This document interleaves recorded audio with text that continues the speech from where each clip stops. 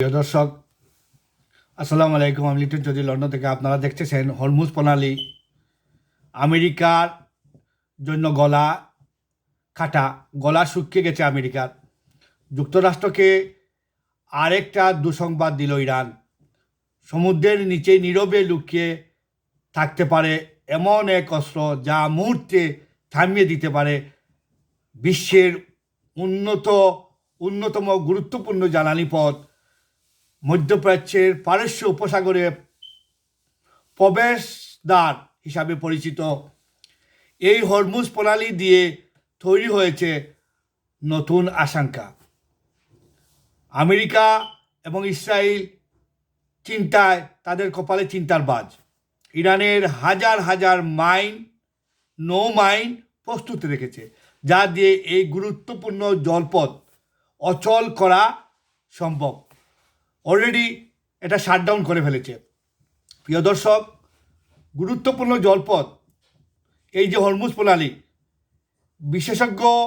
প্রতিরক্ষা বিশেষজ্ঞ সম্প্রতি বলেছেন ইরানের হাতে প্রায় 6,000-এর বেশি নৌ মাইন থাকতে পারে, যা দিয়ে ইরান এই সমুদ্র পথ তাদের ক্ষমতা ধরে রাখতে পারবে।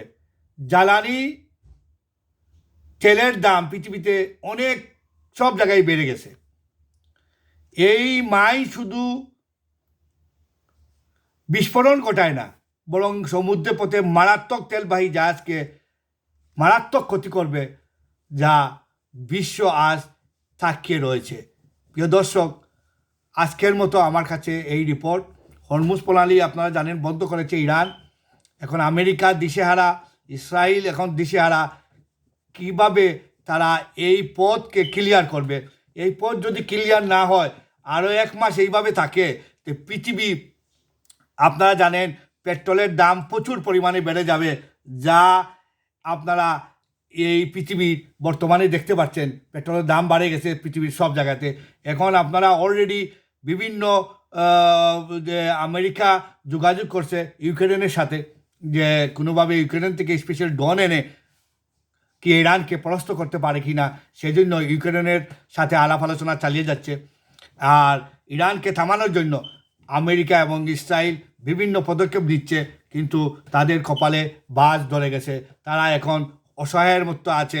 ইরান থেকে কিভাবে তারা গুটিয়ে চলে আসবে, সেই দিকে তারা এখন রাশিয়াকে ধরছে।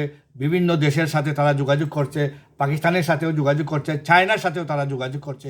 এই মুহূর্তে আমাদের এই যে হরমুজ প্রণালী দেখতেছেন আপনারা, এই দেখেন একটা তেলবাহী জাহাজকে তারা আগুন ধরিয়ে দিয়েছে।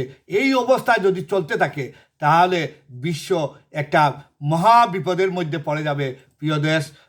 প্রিয় দর্শক, এই মুহূর্তে আমার কাছে এই খবর। আর কিছু পেলে আপনাদের সামনে হাজির হব ইনশাআল্লাহ। আসসালামু আলাইকুম ওয়া রাহমাতুল্লাহি ওয়া বারাকাতুহু।